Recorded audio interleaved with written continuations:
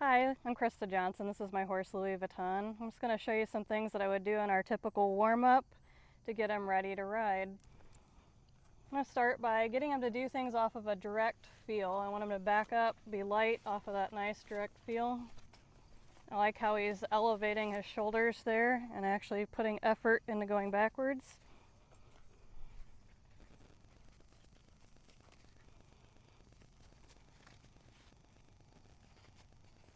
Here I'm just going to use some herding pressure to back him up out of my space. Get him parked squared up in front of me.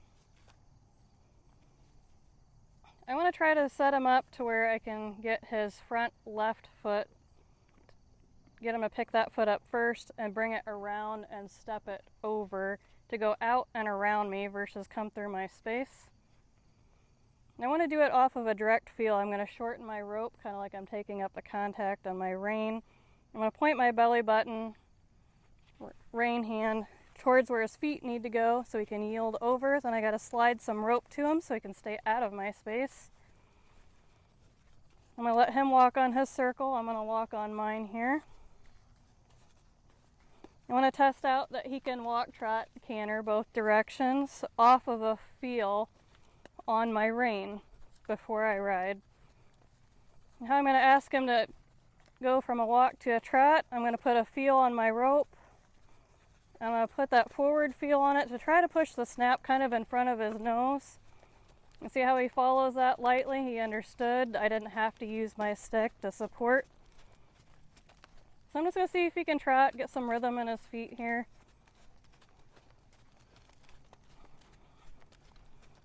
See if he can stay on task. I don't want him pulling on me. I don't want him pushing on me. I don't want him sucking back or running away. Just want him to trot, find some rhythm in his feet, kind of stay on that arc of the circle.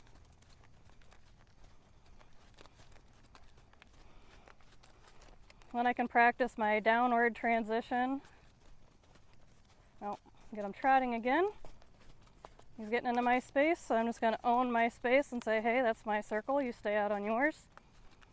To do the downward transition, I'm going to slide my hand up the rope. He already went, but I want to be able to talk to that outside hind foot with the rope. He went from doing nothing there to doing too much, so we'll try that again. Let me trot off of a feel. I'm going to put that feel kind of towards where the stirrup is at there on the saddle. I really want him to step that outside hind over, but not come to a stop.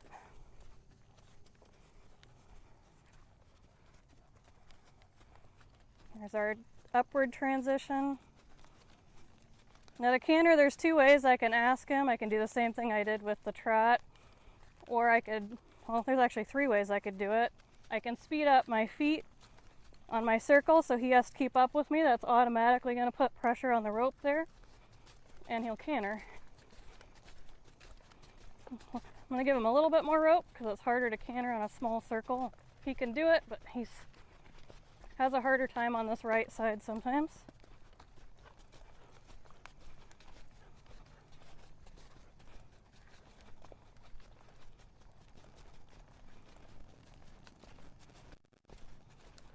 See if we can get some rhythm in his feet, kind of get a little purity of gait, get him driving forward a little more there. And use my rein hand, do my downward transition just like I did from the trot to the walk. He knows this stuff already, so it's kind of hard to show. He's really light sometimes. He just feels me pick up on that contact and kind of knows what I'm going to do. To have him change directions, I'm actually going to switch my rope hand. I'm going to ask him to yield his hindquarters around his forequarters here. I want him to maintain that forward movement, but to slow down that outside shoulder a little bit.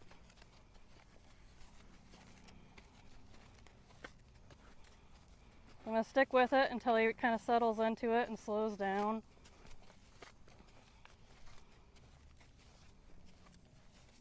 That's a little better. When I'm ready for him to bring his front end through, I'm going to lift my hand more towards his croup and ask him to step that outside right shoulder over and around. He kind of missed that. There he's kind of getting on top of me because he missed the turn. He should have went out and around. I'll kind of go back to some basics here and just own my space, remind him to stay out of my circle. And I'm actually going to go back to doing some of these hindquarter, forequarter turns here until that gets a little bit better. So I want him to, there he goes. See how he's picking up that other foot out and around me? Now he's not in my space. I'll ask him again to go the other way. We can do our walk, trot, canter, go into the other direction.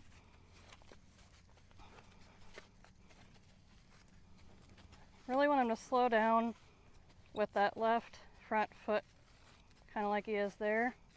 I'm going to slow my feet down, lift my rein, push front end over, slide him some rope. I'm going to trot him out of that. I'm going to put that feel on the rope forward where that snaps kind of out in front of his nose.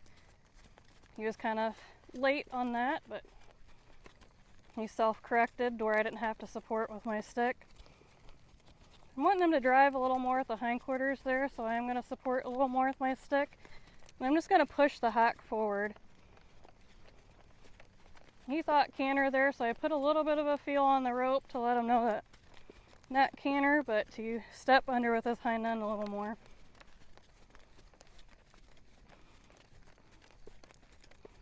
We can practice our downward transition. I'm going to shorten my rope, a little feel towards the stirrup, and step out that outside hind just a little bit, come down to the walk. I'll let him finish his thought there for a minute.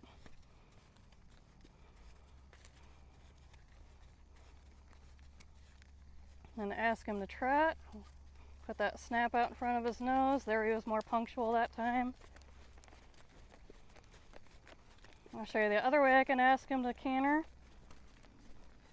Since he needs to put more weight on his hind end and kind of elevate his shoulders to pick up that left lead, I can actually lift my hand up higher, put a 3-beat rhythm in the rope, and he'll pick up the canter. He already knows this, so I'm not going through a training, it's just a warm up. Horses are really good about picking up on different rhythms. I can just put that 3-beat feel rhythm with my fingers on the rein and he picks up on that. I can do the same thing when I ride with my rein. Same thing with my inside leg when I ride. It makes it much more simple to do lead changes.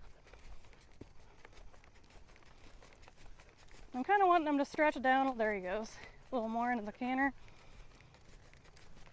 I'll bring him around and I'll show you how I'd slow him down. He's already reading my mind. Putting that little feel behind the stirrup. That was actually very light and responsive. I'm pretty happy with that as far as how he's going walk, trot, canter off of a direct feel. The other thing I want to test out is the drift. He just needs to go forward and sideways like so. It's very nice. I'll trot him out of that.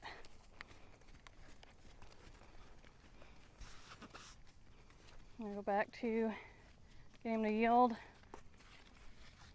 Hindquarters around the front end here. On the front end around the hindquarters. I'm going to trot out of that.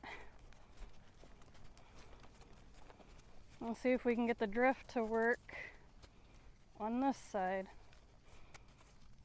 I'm changing my balance a little bit, pointing my belly button a little more towards his eye. I'm walking more towards his eye.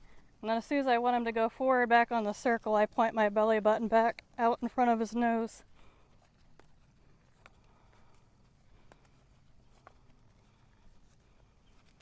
To get him to come to a complete stop, I'm actually going to slow my feet down, raise my rope hand more towards his croup, and let him roll to a stop.